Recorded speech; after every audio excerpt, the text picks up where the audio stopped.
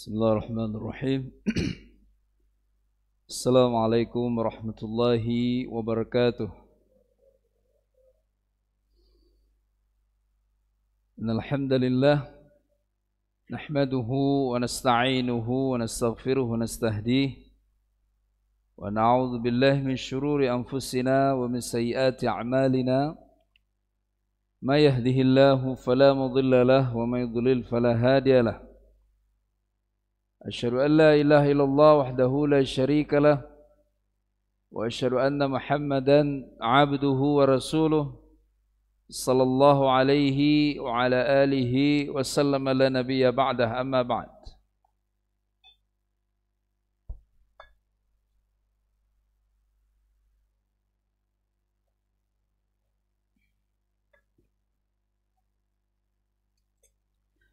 Ikhwatal iman, jamaah salat subuh yang dimuliakan Allah Subhanahu wa taala. Kajian tentang tafsir Al-Qur'anul Karim.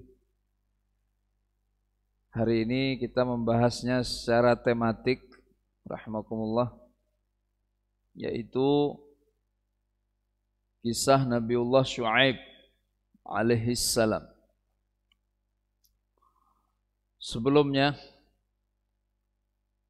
kita baru saja mendapat nikmat yang besar dari Allah Subhanahu wa taala, salat subuh berjamaah. Saya dilancarkan di jalan, cepat sekali tadi, itu cuma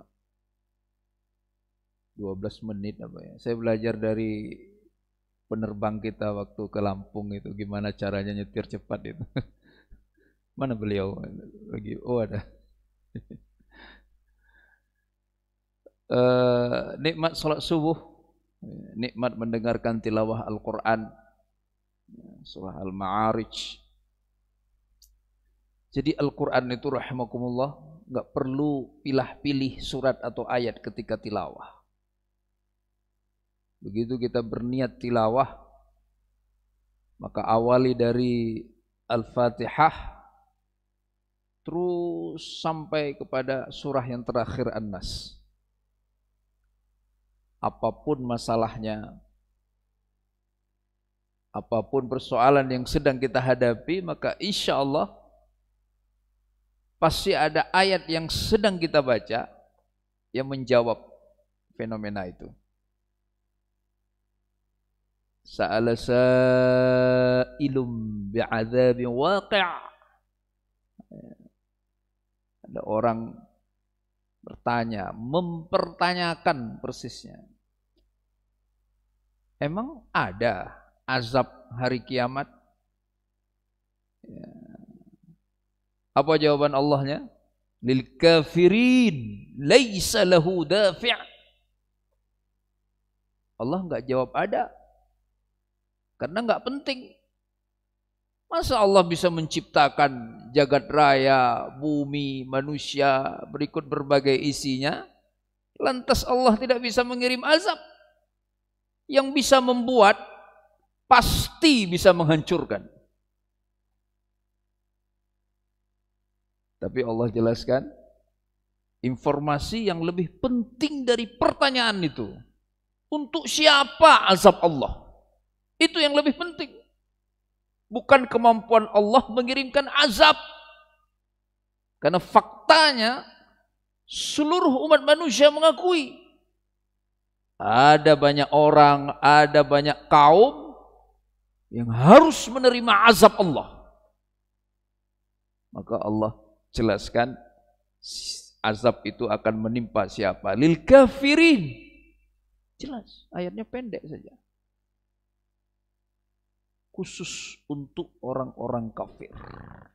Itu azab. Bagi yang beriman, bukan azab namanya. Hanya ujian. Musibah orang beriman sifatnya selalu imtihan. Ibtila. Ujian saja. Ya. Tapi enggak ada yang namanya azab bagi orang yang beriman. Tapi bagi orang kafir itu azab. Laisa lahu dafi'. Masya Allah. Allah yang ngomong. Gak ada yang bisa melindungi mereka dari azab Allah. Maka kenapa tiba-tiba ada orang tampil melindungi orang kafir secara berlebihan? Mungkin sudah lama tidak ngaji. Bukan lantas berarti kita boleh berbuat seenaknya terhadap orang yang berbeda akidah dengan kita. Lah, Nabi enggak begitu. Sahabat enggak begitu. Tapi bukan kemudian dengan cara mendemonstrasikan perlindungan kepada orang kafir dan mendiskreditkan orang beriman. Lah. Enggak mungkin lah. Enggak mungkin, rahimakumullah. Enggak logis seseorang punya anak kandung, di saat yang sama juga punya beberapa anak asuh, lantas anak asuhnya jauh lebih disayang ala hisabi anak kandungnya. Apa makna ala hisab?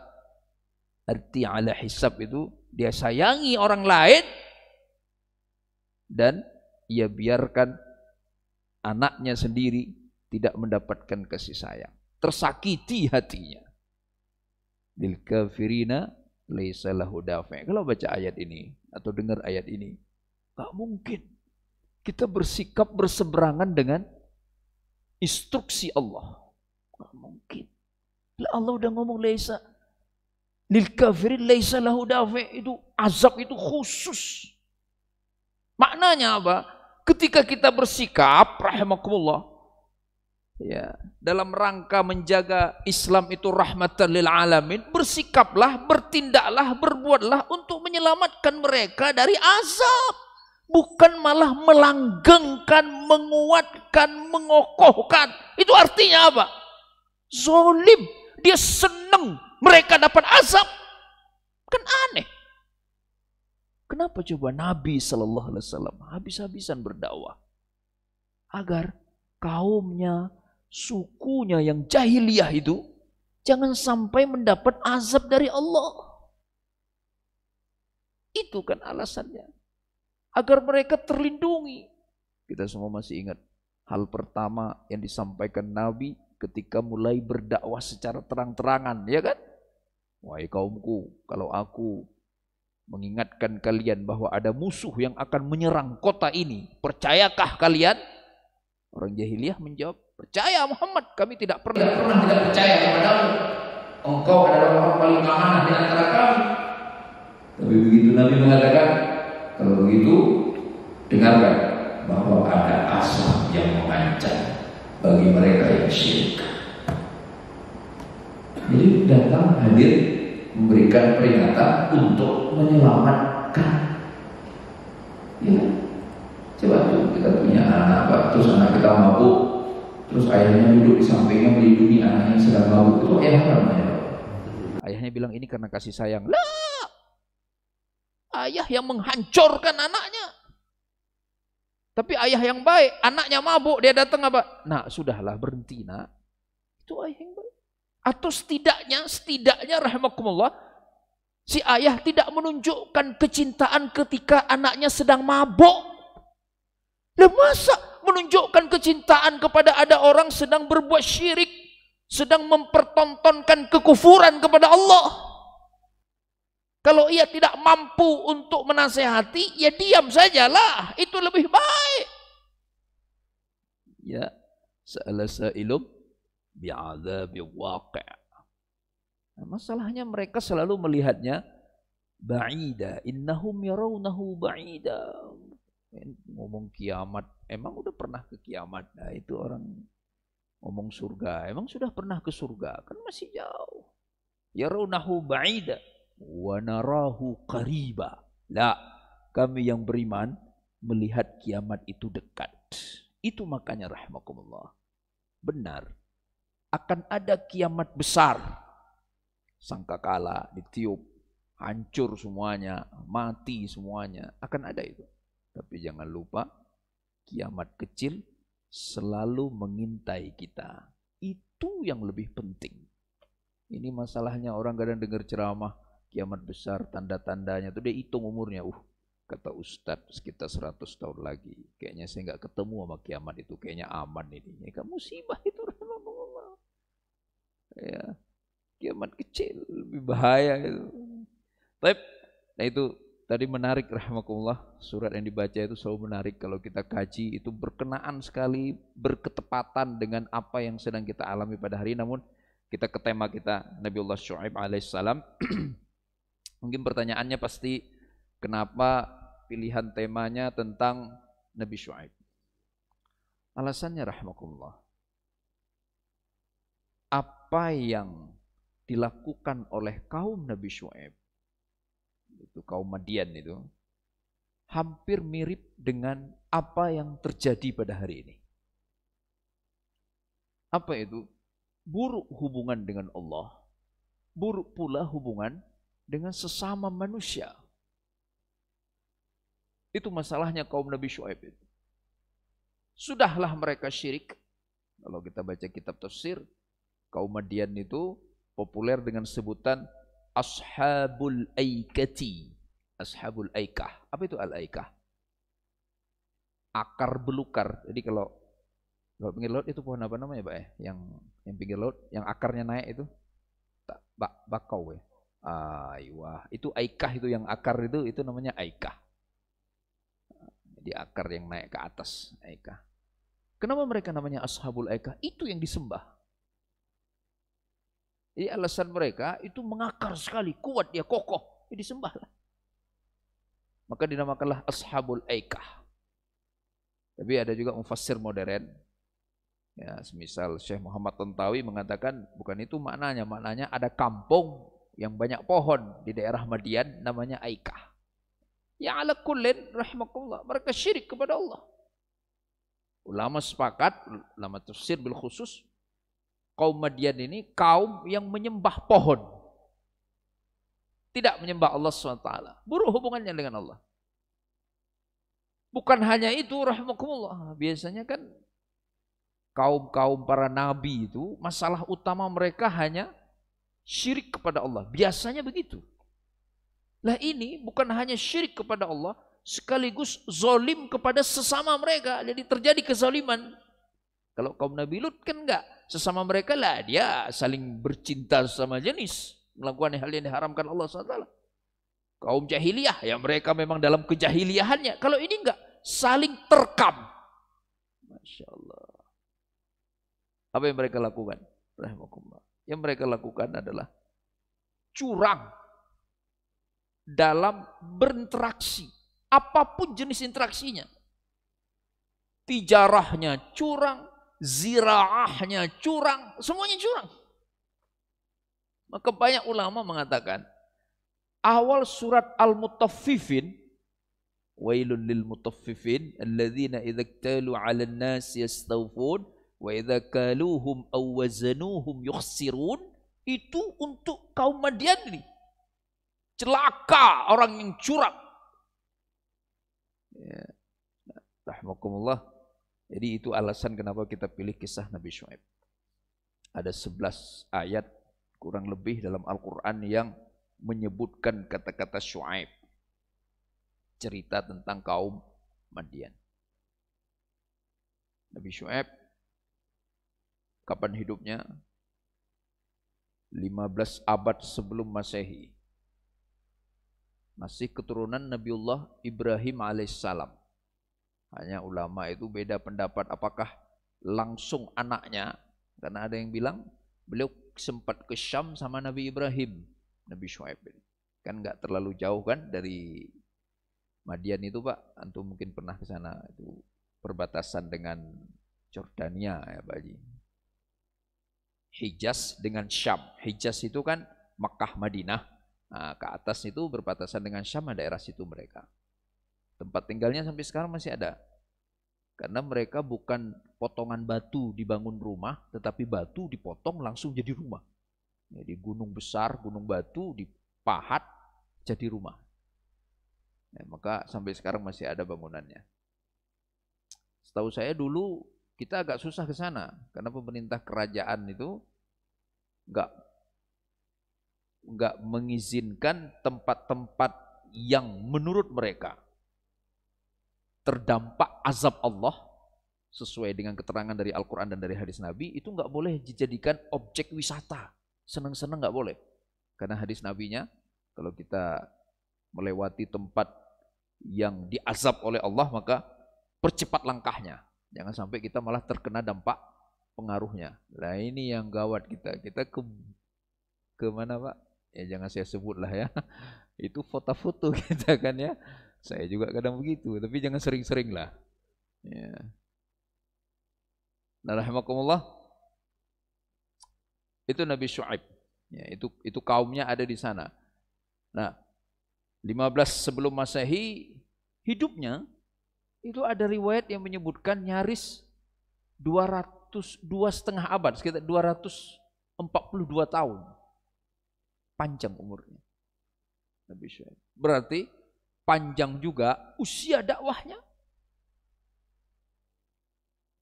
Nabi Muhammad SAW sempat memuji beliau.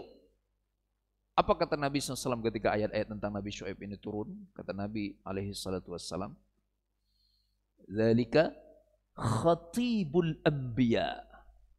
Khatib al-anbiya. Apa itu khatib al-anbiya? Oratornya para nabi. Jadi di antara semua ini ngomong Nabi Muhammad SAW. Jadi di antara sebuah nabi dan rasul yang paling bagus omongannya Nabiullah Syuaib. Paling bagus cara dakwahnya Nabiullah Syuaib. Itu bisa lihat dalam ayat-ayat itu bagaimana beliau berdakwah, mengajak mereka. Ya. Li husni mu'alajatihim, kata Nabi SAW. Li mu'alajati khuluqihim. Kenapa? Khatibul anbiya'nya dari aspek apa? Karena beliau nabi yang hebat sekali dalam hal memperbaiki akhlak kaumnya. Wa quwwati hujjatih. Dan kuat hujahnya. Masya Allah, antum perhatikan. Jadi Nabi SAW itu kalau ngomong, kita perhatikan kata per kata. Antum lihat, harusnya orator para nabi. Nabi sebutkan alasan bagaimana, misalnya alasannya kandungan sastra dalam ucapannya, intonasinya. Lah, yang penting itu adalah kontennya. Masya Allah. Apa kontennya? Memperbaiki kaumnya. Maknanya rahimakumullah, wa man ahsanu qawlan mimman da'a ilallah. Nabi selalu sama dengan apa yang Allah maui. Jadi yang terbaik, yang khatib itu adalah orang yang mengajak kepada Allah, memberikan nasihat. Dan kemudian kuat hujahnya, kuat dalilnya. Itu dua alasannya. Khatib yang memperbaiki dan kuat hujahnya. Sayangnya pada hari ini rahimakumullah, ada orang gak punya hujah terus didengerin, gak punya dalil terus disimak, gak punya bukti tapi harus tetap dipercayai. Itu terjadi pada hari ini. Sementara orang punya dalil, punya bukti, megang video, rekaman suara, dianggap bohong. Kebalik-balik hidup ini. Padahal antum tahu rahimakumullah, Islam itu, ulama hadis, itu mereka hanya sepakat omongan manusia yang otomatis benar. Itu dari kalangan umat ini, mulai dari Nabi Muhammad, kemudian para sahabat. Murid sahabat enggak otomatis benar. Apa alasannya? Kenapa Nabi otomatis benar? Lah mendapat jaminan dari Allah. Wa ma yantiqu 'anil hawa in huwa illa wahyun yuha. Jadi Nabi enggak perlu lagi setiap kali berbicara, setiap kali bersikap menunjukkan bukti. Bukti kebenaran sikap dan omongannya enggak perlu. Kenapa? Karena dari awal udah benar dari Allah, lalu menerima wahyu dari Allah, enggak ada orang bisa menandingi wahyu Allah. Sahabat juga mendapatkan keistimewaan itu. Kenapa? Karena mereka murid langsung dari Nabi Sallallahu Alaihi Wasallam. Nah, kalau ada orang yang komplain, loh enak banget sahabat, lah nggak usah begitulah. Kita aja sekarang kalau di Indonesia kan ada teman-teman itu kalau Kalau anak ITB nggak usah ditanya lagi lah pinternya. Kan ada begitu. Jangan diragukan katanya. Atau kalau di luar negeri apa kampusnya? Di Inggris apa Cambridge misalnya atau apa. Ya. Itu padahal baru berguru pada manusia biasa yang mungkin bergelar guru besar. Lah ini berguru pada Nabi, gelarnya RA radhiyallahu an. Maka mendapat keistimewaan itu. Enggak ulama hadis itu, Pak. Ulama hadis kan terkenal dalam Islam sebagai ulama paling detail, paling teliti, paling kritis. Maka Imam Syafi'i itu gelarnya bukan lagi ulama hadis, ahlun naqdil hadis, ahli kritik hadis. Masya Allah, Imam Syafi'i. Nah, kembali ke cerita kita, saudaraku yang dimuliakan Allah Subhanahu wa Ta'ala. Jadi ada keistimewaan pada kekuatan hujahnya Nabi Syuaib. Kita langsung mempelajari beberapa ayatnya ya, biar mudah. Rahimakumullah, antum coba buka surah Al-A'raf. Surah ini aslinya kita sudah tafsir di sini kan ya, sudah selesai. Tapi kita kaji lagi, tidak semuanya. Ayat 85 Al-A'raf, ayat 85 Al-A'raf itu surah yang ke-7 ya. Al-A'raf surah ke-7.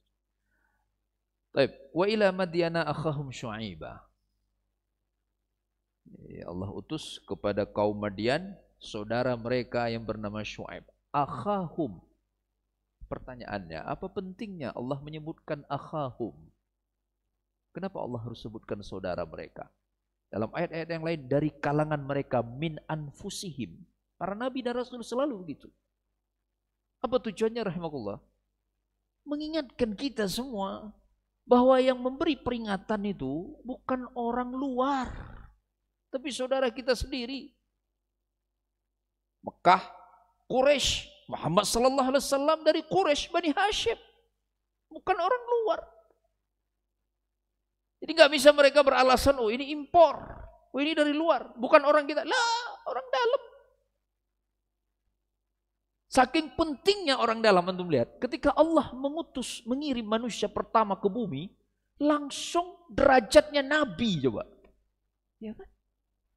Emang ada turun manusia biasa dulu, berbuat kekacauan, terus baru turun nabi untuk memperbaiki? Lah, manusia pertama, Adam alaihissalam, nabi langsung.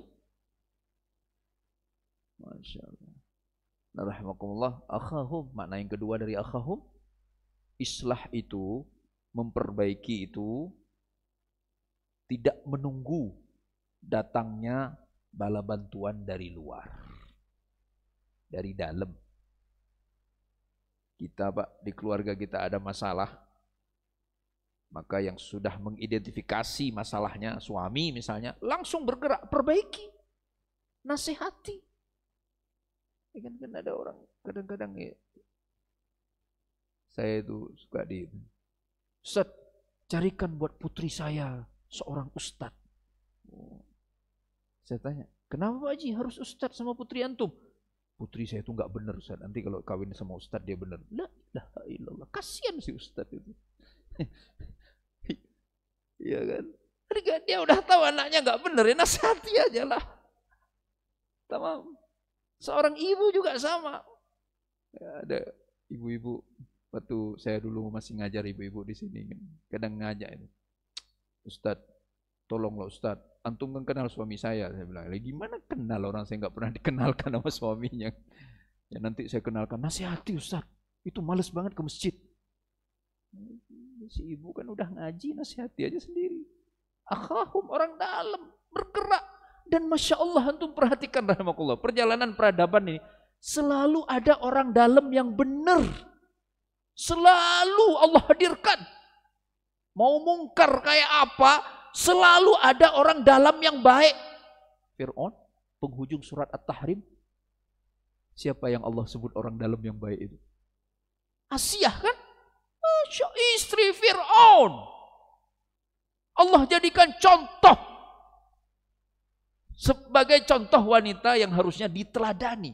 Hidup di lingkungan yang buruk, tapi tegar mempertahankan keimanan. Allah Karim. Maka kita nggak perlu buru-buru putus asa. Dan memang nggak boleh putus asa kan. Wala taqnatu min rahmatillah. Selalu pasti ada orang baik. Lah kita yang sudah tahu baik ini, jangan berdiam diri rahmakumullah. Islah. Di lingkungan manapun kita berada. Ya, maka apa kalimat yang paling menyedihkan itu? Kalimat yang paling menyedihkan itu. Nangis dia. Ya Allah, saya tahu ini enggak benar, tapi mohon maaf, saya enggak bisa melakukan apa-apa. Itu kata-kata paling menyedihkan, rahmatullah.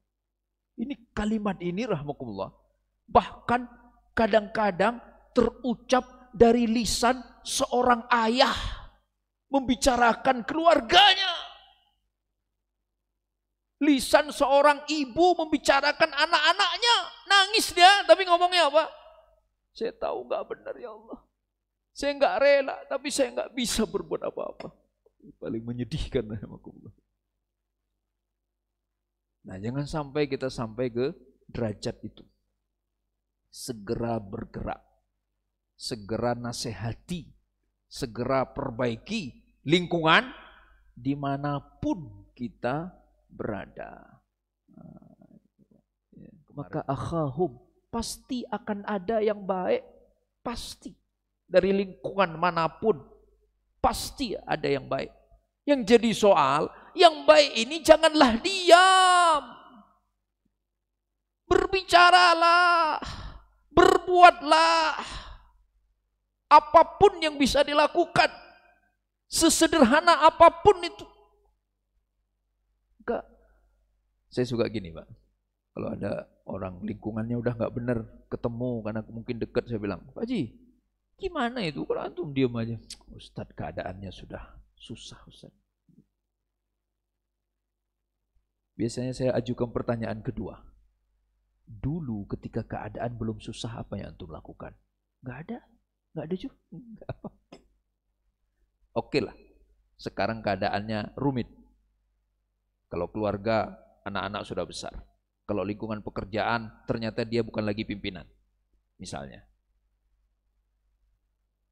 Sekarang katanya keadaan sudah berat. Tapi dulu apa yang sudah enggak ada juga. Dulu juga enggak melakukan apa-apa. Jadi kan cuma berdalih, bukan berdalil. Jadi hanya membuat alasan saja. Makanya wa ila madyana akhahum syuaiba. Akha. Jadi Allah masih nyebut Nabi Syuaib itu dikirim kepada saudaranya. Lah saudaranya itu kan kafir, tapi Allah masih nyebut saudaranya. Namanya apa? Persaudaraan satu suku, satu daerah, satu latar belakang. Ya. Maka rahmakumullah, ini harus tertanam dalam diri kita. Berikutnya, apa dakwahnya? Nah, kita ingin lihat khatibul anbiya itu dari aspek apa? Ya qaumi ibudullah ma lakum min ilahin ghairuh. Wahai kaumku, sembahlah Allah, tidak ada Tuhan selain Allah. Ya qaumi ibudullah ma lakum min ilahin ghairuh. Itu yang pertama, dakwah tauhid. Jadi menyembah Allah dan hanya kepada Allah. Tauhid itu dua itu, Pak. Walaupun ucapannya satu, la ilaha illallah. Ketika dia diterjemahkan, ditafsirkan, langsung harus punya dua aspek. Dan ini harus sekaligus ada dalam diri seseorang, nggak boleh salah satunya saja. Nyembah iya, percaya bahwa Allah segala-galanya, satu-satunya juga iya. Ini yang kadang-kadang miss pada hari ini. Nyembahnya iya, percaya Allah segala-galanya dan satu-satunya, enggak, ragu-ragu. Harusnya kedua hal ini berjalan secara simultan. Dia menyembah Allah karena ia percaya Allah segala-galanya, Allah satu-satunya. Itulah penyembahan yang totalitas. Ya. Maka kadang-kadang unik. Masjid penuh, maksiat juga jalan. Itu berarti nyembah tok, yakin nama Allah ya enggak. Ada lagi sebaliknya juga ada. Kalau ke kampung-kampung gitu, nggak ada maksiat. kampung yang cukup dalam, Mbak, pelosok, nggak ada maksiat. Orang hidup baik, nikah, pacaran aja dianggap aib, bagus. Tapi masjid nggak ada orang. Maka rahmakumullah, ini harus kita perjuangkan. Dua aspek. Ya qaumi abudullah malakum min ilahin ghairuh. Jadi ibadahnya iya, bahwa Allah satu-satunya, Allah ahad juga iya. Kalau sudah begini, pasti ketauhidan kita seimbang dan optimal. Inilah yang disebut dengan tauhid yang memiliki pengaruh. Tauhid penyembahan saja gak akan punya pengaruh signifikan kalau tidak ada tauhid pengakuan keesaan. Ulama nyebutnya uluhiyah dan rububiyah. Ya, kasih contoh ya, contoh. Ini musim pandemi kan, kita masjid sempat ditutup, habis itu buka lagi. Nyembah Allah, rajin ke masjid, sholat jamaah. Begitu masa pandemi, awal-awal oke lah, menjaga diri dan sebagainya. Setelah itu, berjalannya waktu, kita mulai lebih paham. Ternyata jaga jarak. Ternyata yang penting pakai masker. Ternyata yang penting jaga kebersihan tangan. Biar jangan sampai menyentuh mulut dan mata, tangannya bervirus. Maka disebutkanlah 3 hal itu yang paling populer di seluruh dunia. Dan ini diamini oleh pakar kedokteran. Maka masjid mengadopsi aturan itu, diterjemahkan dalam bentuk sholat berjarak. Ke masjid wajib pakai masker. Antum kayak gini dengar ceramah, duduknya berjarak-jarak, ada yang di luar dan sebagainya. Tapi ada saudara kita yang bahkan sampai sudah segininya pun nggak bersedia. Apalagi diajak rilah, lebih-lebih lagi nggak mau. Ke masjid udah berjarak, kan nggak perlu ngomong. Ya kan, emang berjamaah harus ngobrol? Lah, dia datang diam, pakai masker, gelar sajadah, pulang ke rumah aman, seaman-amannya, tapi tetap nggak mau ke masjid. Jadi dia sebenarnya sosok yang ingin menyembah Allah. Lah dia sholat kok di rumahnya menyembah Allah, tapi tauhidnya bermasalah. Kesemuanya dari Allah. Yang penting kita sudah menempuh cara yang diberikan oleh ilmuwan, caranya udah benar, maka insya Allah sisanya Allah yang akan jaga. Ya, ini rahmatullah yang berat. Maka saya terus terang, saya nggak setuju orang terus berkantor tapi nggak mau ke masjid. Apa alasannya? Orang di kantornya lebih sehat. Kantor kan jadi klaster di mana-mana itu. Ada, saya punya tetangga itu, beneran nggak kemana-mana, guru beliau, guru SMA, nggak kemana-mana, istrinya nggak kemana, di rumah aja, ya paling ngobrol sebentar masuk. Akhirnya ada juga yang positif di keluarganya. Ada yang berkantor. Kenapa kemudian masjid dijauhi? Jadi ya'budullah, tapi nggak yakin sepenuhnya sama Allah Subhanahu wa ta'ala. Padahal kenyataan membuktikan rahimakumullah. Saya jamaah itu, suaminya positif masuk ICU, padahal sehat, bareng sama saya goes sepeda sering itu. Istrinya itu gula darahnya 400, Pak. Kena COVID, istrinya ketawa-ketawa aja.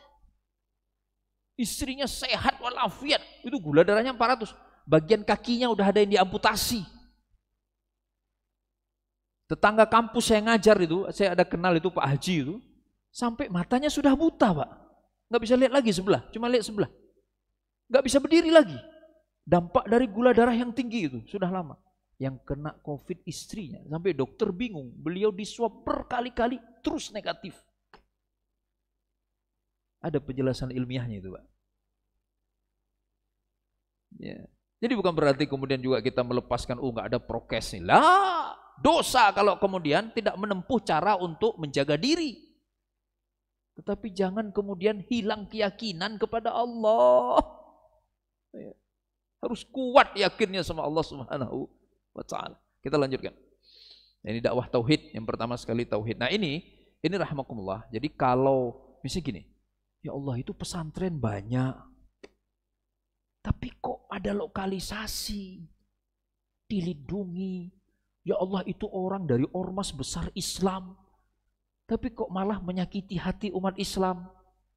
Salah satu jawaban utamanya, jangan-jangan enggak khatam belajar tauhid. Enggak yakin dia sama Allah. Ya. Berikutnya. Tapi jangan juga mentang-mentang yakin sama Allah ngebutnya kenceng banget. Ada ustadz di belakang, enggak apa-apa kayak jangan gitulah. Iya kan? Ya tetap pelan juga kan. Ya. Berikutnya rahmatullah. Qad ja'atkum bayyinatun mir rabbikum. Ini Nabi Syuaib dakwah. Nah, jadi yang berikutnya kata Nabi Syuaib, qad ja'atkum bayyinatun mir rabbikum. Telah datang kepadamu bukti dari Rabbmu. Pakai bayyinah. Masya Allah. Masya Allah. Allah saja mengirimkan bukti agar manusia mau percaya Allah ada dan Allah esa. Padahal kan nggak perlu bukti harusnya. Rahimakumullah, saya tanya antum, boleh nggak kalau misalnya Allah menerapkan sanksi yang azan Jumat berkumandang, orangnya belum masuk masjid, padahal dia tidak dalam keadaan safar, maka langsung pingsan di tempat. Boleh nggak Allah melakukan itu? Boleh. Mampu nggak? Mampu banget. Tapi Allah nggak melakukan itu, rahimakumullah. Boleh kan kalau Allah memutuskan bahwa orang yang hartanya banyak sampai nisab zakatnya, begitu tiba saatnya tidak bayar zakat, maka hartanya lenyap, rekeningnya kosong. Mampu kan Allah melakukan itu? Tapi Allah nggak melakukan itu. Allah kirimkan bukti. Masya Allah. Maka para nabi dan rasul semuanya memiliki mukjizat. Bukti ini benar nabi dan rasul. Dan mukjizat tidak bisa dikalahkan oleh sihir manapun. Ya kan? Maka apa pelajarannya? Kita jangan buru-buru merasa benar kalau nggak punya bukti. Karena ada orang hidup kayak gitu kan. Apa ya? Benar-benar kenapa? Dia teman saya. Buktikan dulu dia benar, bukan dia teman saya, dia ayah saya, dia kolega saya. Lah. Buktikan dulu rahimakumullah. Ayo. Siapa yang harus punya bukti? Kalau dalam kasus yang menuduh. Al-bayyinatu 'alal mudda'i wal yaminu 'ala man angkar, kata Nabi. Bukti harus disajikan oleh yang menuduh, yang tertuduh cukup bersumpah saja. Dia nggak perlu menunjukkan bukti bahwa ia tidak yang sebagaimana dituduhkan. Itu kalau menurut Islam. Ya kan? Kita ambil kasus surah An-Nur, kasus zina. Ya. Saksinya kan 4 orang. Ya. Datang 3 orang ke lapor ke polisi. Pak polisi, saya lihat si fulan itu berzina. Kalau dalam Islam polisinya nggak dikorek dulu kesaksiannya, langsung ditanya siapa aja yang lihat. Berapa orang? Dipanggil lah si A yang lapor, dia bilang ada si B sama si C, 3 orang. Terus apa yang dilakukan polisi? Ditanya mana yang keempat? Nggak ada pak, cuma kita bertiga.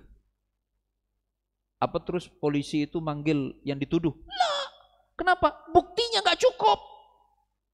Anda baru datang 3 orang. Dalam Al-Quran, 4 syuhada, laki-laki. Jadi kalau 4 orang, 1 perempuan, tidak bisa. 4 orang itu laki-laki, jadi kalau perempuan, 8 orang. Terus yang 3 orang udah bersaksi bagaimana? Ditanya, Anda akan tetap bersaksi menyaksikan zina? Maka resikonya Anda akan dicambuk berapa kali rahimakumullah? 80 kali. 80 kali. Tapi kalau dia, oh enggak pak, saya menarik ucapan saya. Enggak jadi kalau begitu, mohon maaf ya. Berarti enggak jadi dicambuk ya, diterima tobat. Selama belum sampai ke pengadilan. Karena kalau udah di pengadilan dia enggak bisa lagi cabut kesaksiannya. Itu standar al-qadha, pengadilan peradilan di dalam Islam. Itu bukti. Jadi sekarang juga kita didik anak kita, jadi buktikanlah.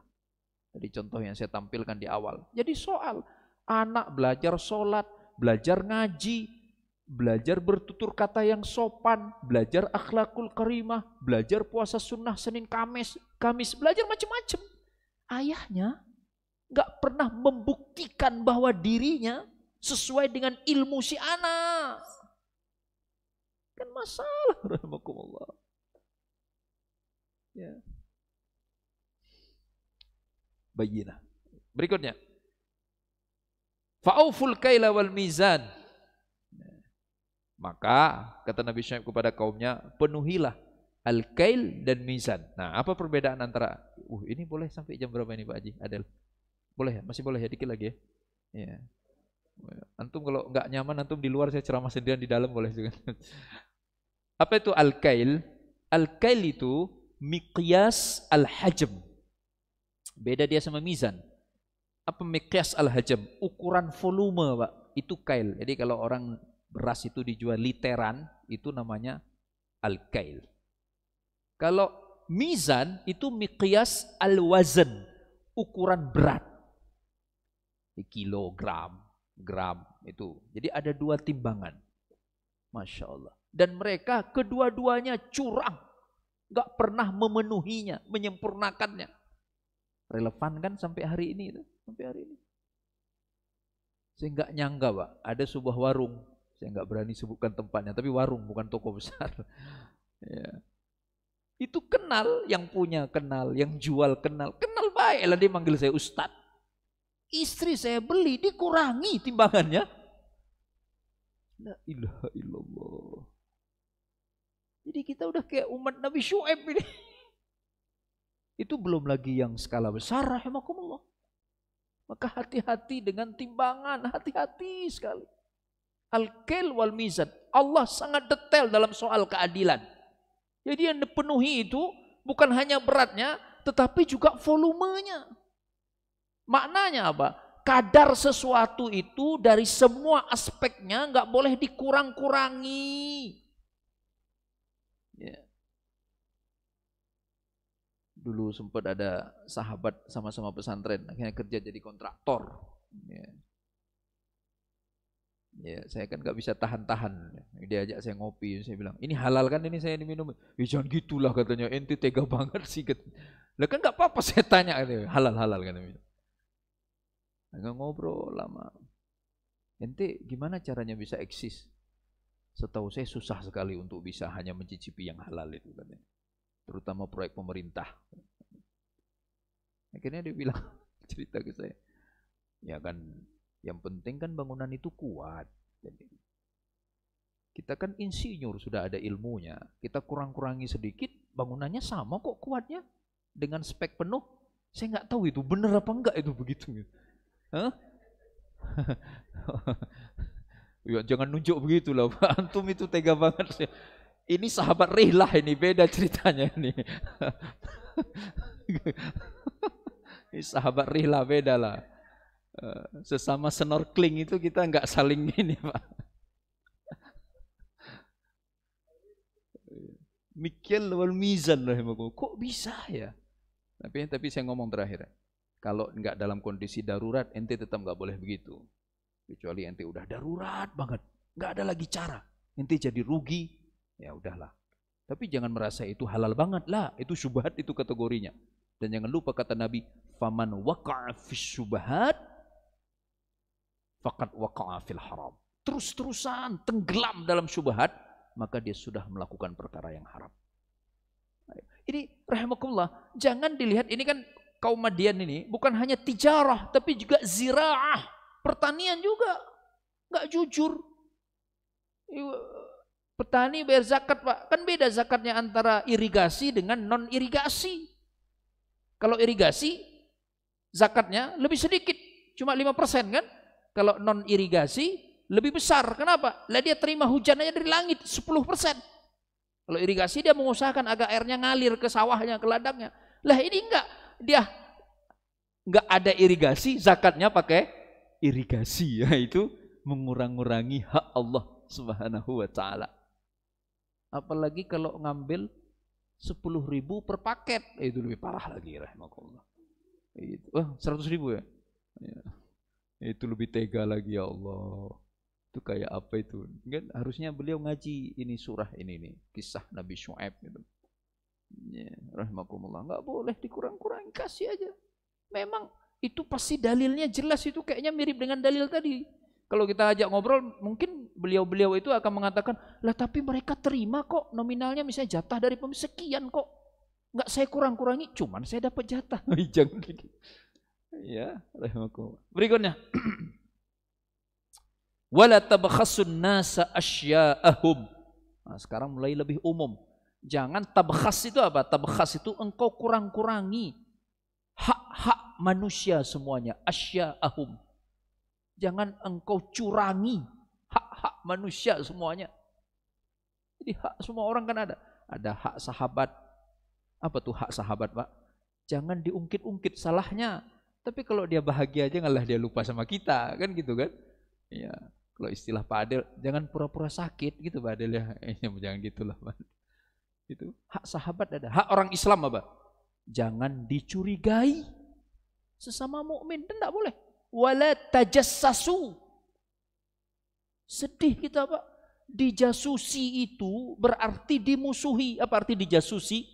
Diawasi, diinteli itu nggak boleh. Ayat surah Al-Hujurat, bukan hadis lagi, ayat dari Allah. Sesama mukmin nggak boleh tajassus. Justru apa yang terjadi sama mukmin? Dia nggak benar, ada yang lapor, nggak benar. Agama apa dia? Islam. Enggak. Itu dia lagi khilaf aja, biasa. Nanti dia juga benar lagi. Harusnya begitu. Ya kan? Siapapun.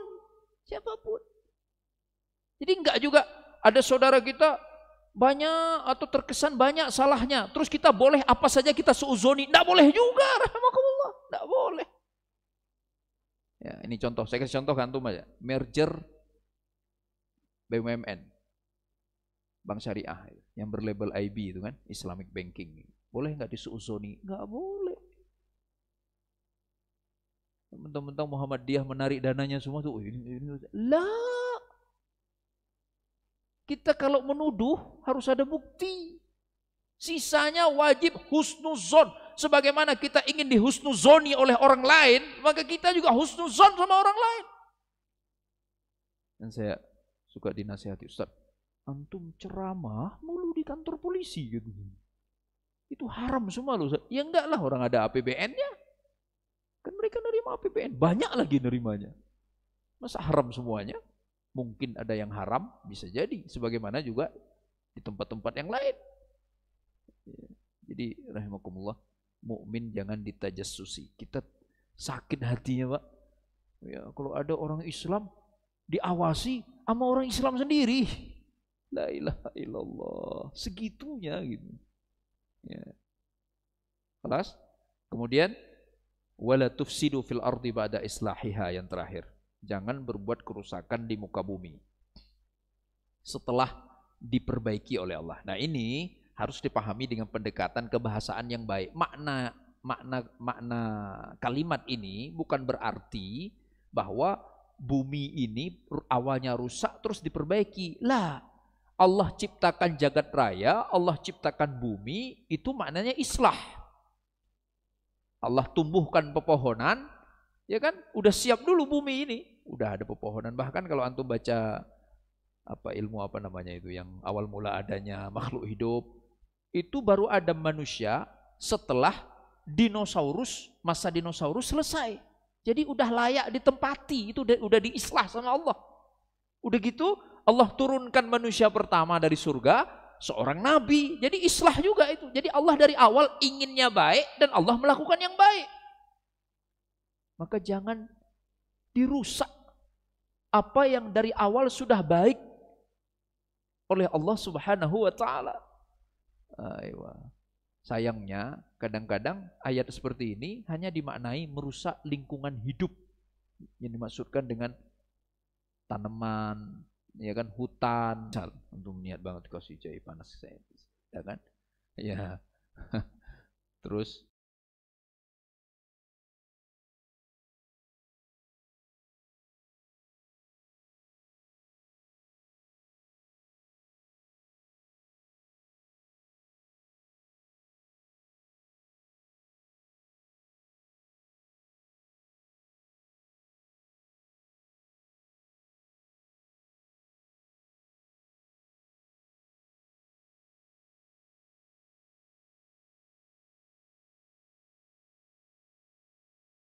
Saya bilang, Masya Allah, makasih Pak. Nah, tapi sama sekali nggak saya minum. Menurut antum saya berterima kasih nggak? Enggak kan? Antum nganterin ke rumah saya durian, misal. Ya, durian, musim durian itu kan. Tiba-tiba saya nggak bisa ke Lampung, ya, dianterin ke rumah. Ya, satu raga kalau kata orang kampung saya itu, ditaruh. Oh, misalnya Pak Haji, silakan. Ya, taruh aja Pak Haji di teras. Si Pak Haji yang nganterin itu berpikir, oh di teras dulu, nanti dimakan. Besok ketemu lagi beliau main ke rumah, dilihat loh masih di depan teras. Ustadz belum dinikmati. Ya terima kasih Pak. Hari ketiga, hari keempat masih di sana. Itu namanya terima kasih nggak? Lah. Makanya kalau antum baca surah Al-Insan ayat kedua, ayat keberapa itu? Ketiga. Inna hadainahu sabila imma syakirau wa imma kafura. Sesungguhnya kami telah memberikan hidayah kepada manusia itu, tapi manusia itu ada yang mau bersyukur, ada yang kufur. Bagaimana maksudnya mensyukuri hidayah? Itu gimana maksudnya mensyukuri hidayah? Menerimanya sebagai pedoman hidup dan melaksanakan isinya. Sekarang kan ada orang merasa, kata siapa saya nggak bersyukur? Kata gitu. Anda nggak bersyukur, Anda terima Al-Quran, Anda baca Al-Quran, tapi Anda langgar ketentuan Allah yang ada di dalam Al-Quran, itu artinya nggak bersyukur. Itu terjadi rahmatullah hari ini kan. Orang merasa sudah banyak syukurnya, padahal aturan Allah dilanggar. Sebaliknya, orang yang berusaha menjalankan aturan Allah malah dituduh tidak bersyukur. Jadi itu, saudaraku yang dimuliakan Allah Subhanahu wa taala, perjalanan Nabiullah Syuaib terakhir itu mengerikan, kaum itu menantang Nabi Syuaib itu. Dia bilang apa? Ya Syuaib. Itu di surat apa itu ya?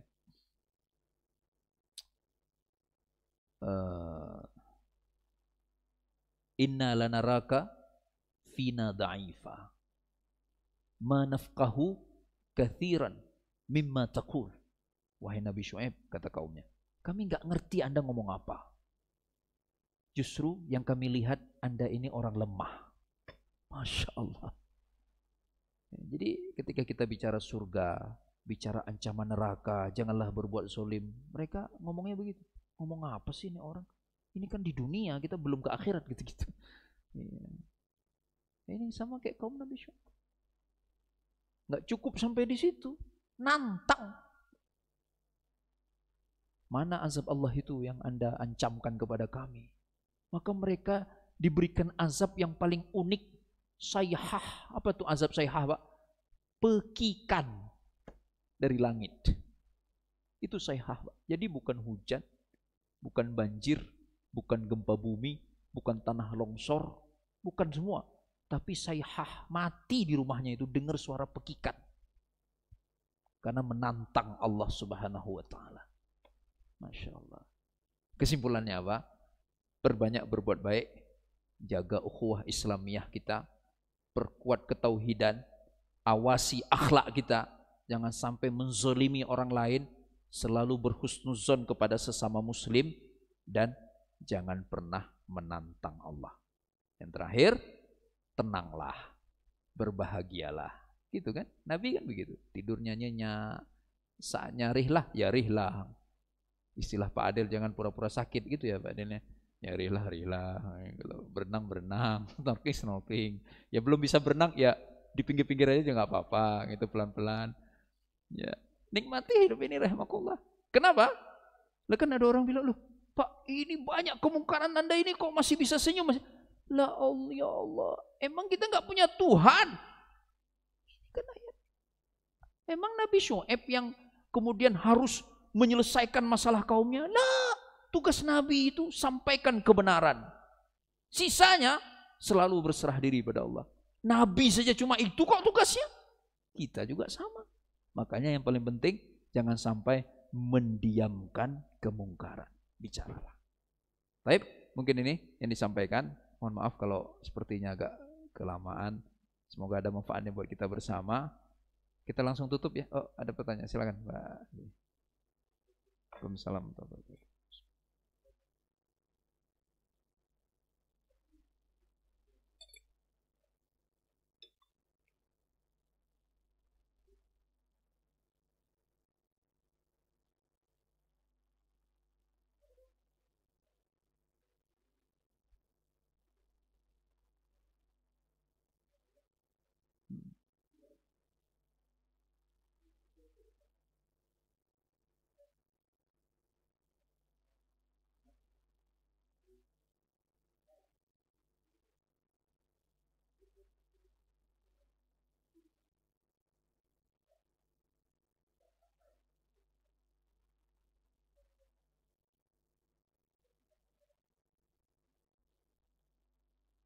Ya, kita ke Quran aja lagi, Pak, karena kajian tafsir. Kuntum khaira ummatin ukhrijat linnas ta'muruna bil ma'ruf wa tanhauna 'anil munkar wa tu'minuna billah.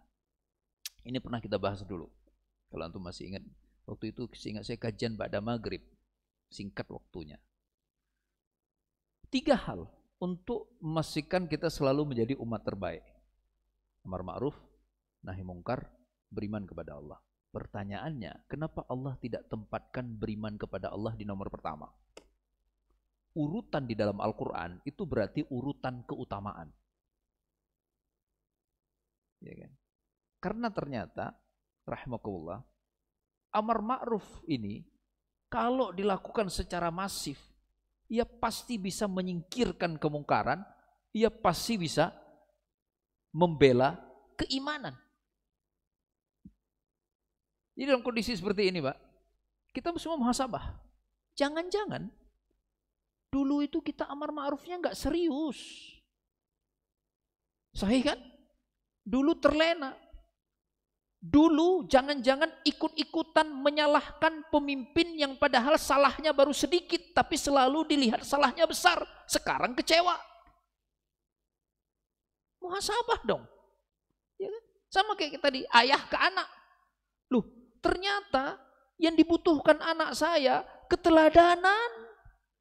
Saya masukkan dia kuliah, saya masukkan dia ngaji, dia pinter, tapi saya nggak bisa menampilkan uswah keteladanan. Maka ini yang saya rasakan.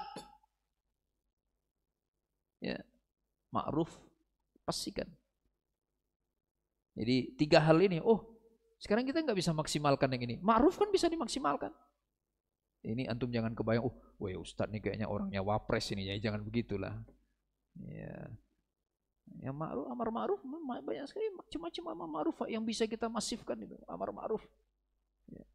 Jadi makanya kuncinya gini aja, jangan digeneralisir apapun itu. Dulu ini nanti dipotong ya, jangan semuanya antum share, ini masalah nanti saya itu. Sama istri terutama ini. Dulu saya pernah mau dinikahkan sama ayah saya, sama anak paman. Cantik anak itu. Sekarang sudah almarhumah, meninggal pas tsunami. Semoga Allah muliakan. Ayah saya bilang, saya nggak mau. Enggak ya. Itu pas saya lagi S1 di Azhar. Kan biasanya orang tua takut kan. Kalau anak belajar agama, nanti jangan-jangan suka cowok lagi, nggak pernah ngelirik cewek, kan suka digituin, langsung dijodoh-jodohin. Kata ayah saya, kamu nikah sama anak paman ya? Baik dia. Saya bilang, ya kan anak muda kan, tahulah kan. Saya bilang, ya kan saya tinggal kota kecil itu. Saya nggak mau. Saya tahu kayak apa. Teman-teman cerita. Saya mau yang lain. Ayah saya marah. Almarhum, itu pamanmu, paman jauh. Disebutkanlah silsilahnya dari panglima dulu dan sebagainya kan, kalau di Aceh kan begitu, bangsawan. Itu orang baik, dia baik sekali dulu sama ayah. Iya, saya bilang kan baiknya ayahnya bukan anaknya. Itu jadi generalisir, belum tentu. Dulu saya ngaji Pak, lagi kecil di Banda Aceh itu, saya belajar alif bata ta sama guru ngaji yang anak laki-laki pertamanya maling kampung. Itu bisa bayangkan itu. Tapi saya didaftarkan ngaji ke situ. Maknanya apa? Orang dulu kok kayaknya lebih benar cara berpikirnya ya. Yang kan dilihat guru ngajinya benar nggak? Ilmunya banyak nggak? Mendidik benar nggak? Oh, gagal satu anak, ya biarin aja lah. Didaftarkan ke situ, tetap belajar ngaji ke situ. Nah, ini masalah kita pada hari ini. Nah kan, kalau sekarang ini saya kasih contoh, Pak. Kalau digeneralisir, kira-kira siapa yang akan tepuk tangan? Musuh Allah kan. Coba antum sebutkan satu aja. Kelompok Islam tanpa aib, ada nggak, Pak? Ada. Antum mau sebutkan Muhammadiyah, banyak aibnya. NU, banyak aibnya. Pesantren, nggak ada pesantren tanpa aib. Semua nggak ada orang tanpa aib. Nasihati aibnya, cegah kemungkarannya, setujui bagian benernya. Ini yang disebut dengan amar ma'ruf. Masifkan kema'rufan dalam kondisi ini. Masifkan target keimanan dalam kondisi ini. Tapi bukan berarti kita ridho dengan kemungkaran. Ingatkan ke lingkungan terdekat yang bisa kita sampaikan. Jangan sampai ikut-ikutan berpikir mungkar, memihak mungkar, berbuat mungkar. Antum mau contoh? Turki. Pertanyaannya, Erdogan orang Indonesia atau orang Eropa, Pak? Bukan orang Amerika juga kan? Erdogan itu orang Turki, murni orang Turki. Kayak apa Turki sebelumnya? Mulai tahun 1927 setelah proklamasi kemerdekaan itu beralih ke republik yang tadinya dinasti Utsmaniyah. Azan gak boleh bahasa Arab gak boleh diajarkan di sekolah, perempuan gak boleh pakai jilbab, gak boleh ada simbol Islam di mana-mana. Masya Allah, kok tiba-tiba muncul Erdogan? Memang Erdogan turun dari langit? Lah, orang Turki itu rahimakumullah, kalau antum cek itu, begitu mereka berubah, di rumah-rumahnya, anak-anaknya hafal Quran. Itu saya kuliah dulu waktu di Azhar, banyak sekali orang Turki itu terkenal di mana-mana belajar agama. Walaupun memang tidak semua mereka baik, ya samalah bangsa-bangsa lain juga begitu. Tapi mereka masifkan amar ma'ruf, mereka kuatkan amar ma'rufnya. Maka pada akhirnya perlahan-lahan, akhirnya Allah hadirkan perubahan. Ya, jadi saya selalu ingin ikut aja apa kata Allah, jangan putus asa, Pak. Jangan-jangan ada hal yang selama ini belum kita lakukan sama sekali. Ini kan terjadi. Ini ada orang, saya kalau di beberapa masjid masukkan saya ke sosmed mereka, padahal saya nggak suka itu masuk ke sosmed itu. Karena kadang-kadang obrolannya nggak penting. Harusnya obrolan di sosmed itu kapan kita rihlah lagi, kan gitu kan? Kapan kita makan lagi? Ini enggak, apa aja diomongin. Nah, itu rahimakumullah. Itu ada yang posting mulu hal-hal yang tinggi sekali derajatnya. Koreksi levelnya tinggi. Biasanya saya tanya ke jamaah, itu beliau di mana rumahnya? Di mana sholat jamaah rutinnya? Jawabannya apa? Beliau jarang berjamaah, Ustaz. Antum bayangkan. Oh, rumahnya di fulan. Oh, anak-anaknya nggak ada yang belajar agama. Anak-anaknya nggak ada yang bisa ngaji. Itu terjadi. Hari ini terjadi itu. Ya, jadi yakin semuanya masih ada yang bisa kita lakukan. Apalagi kalau kita merujuk kepada Nabi, mara amikum mungkaran falyughayyirhu biyadih, enggak mampu biyadih, bilisanih, enggak bisa bilisanih, wa biqalbi. Hari ini bahkan kita enggak perlu sampai turun ke level qalb kan? Lisan masih bisa. Yang jadi soal selalu apa? Melontarkan tuduhan yang itu padahal di dalam agama wa ma yalfidhu min qaulin illa ladaihi raqib atid. Betul tadi yang kata antum itu. Nggak perlu bawa-bawa undang-undang ITE dalam grup-grup masjid, grup-grup umat Islam. Kenapa? Pakai Quran aja. Ma yalfidhu min qaulin, orang Islam itu nggak boleh mengucapkan kata-kata asal-asalan karena ada pengawasnya, malaikat Allah. Ketika dia menuduh, dia harus punya bukti yang cukup. Dan itu pun hanya boleh dilakukan di pengadilan, Pak. Dalam sejarah Islam, umat ini baru dibolehkan mengungkap keburukan kalau untuk kepentingan darurat. Di antaranya yang saya ingat cepat itu, 1, riwayat hadis, 2, menikah. Nah, ada yang nanya, itu laki-laki itu benar nggak? Baik-baik. Oh, lu kalau nggak benar harus dibilang, ya nggak benar dia. Perawi hadis itu bagaimana? Ungkap, nggak benar. Tapi sisanya aib muslim harus dijaga. Maka hati-hati, kita ngaji Quran kita serius, hati-hati jangan samakan ayat yang targetnya orang kafir dengan ayat yang menarget orang Islam yang bermaksiat. Itu tetap ada beda sikap. Saya pernah bahas di sini. Sampai-sampai Abdullah bin Ubay bin Salul, tokoh munafik di zaman Nabi. Apa kata Nabi? Nuhsinu ilaihi ma baqiya indana. Biarin aja, kata Nabi kepada anaknya. Anaknya minta izin untuk menebas leher ayahnya. Jangan Abdullah, kan nama anaknya Abdullah, ayahnya Abdullah juga. Jangan, biarin aja. Kita baikkan muamalah kita dengannya selama ia mengaku orang Islam, mengaku bersama kita. Masya Allah, itu Nabi loh. Ya, jadi ada amar ma'ruf. Ini yang harus kita evaluasi bersama. Ada amar ma'ruf yang kita alpa selama ini. Ada yang terlewatkan selama ini. Mungkin itu jawabannya. Semoga ada manfaatnya buat kita bersama. Mohon maaf jika ada kekeliruan. Kita tutup kafaratul majelis. Subhanakallahumma bihamdika asyhadu an la ilaha illa anta astaghfiruka wa atubu ilaik. Billahi taufiq wal hidayah. Wassalamualaikum warahmatullahi wabarakatuh.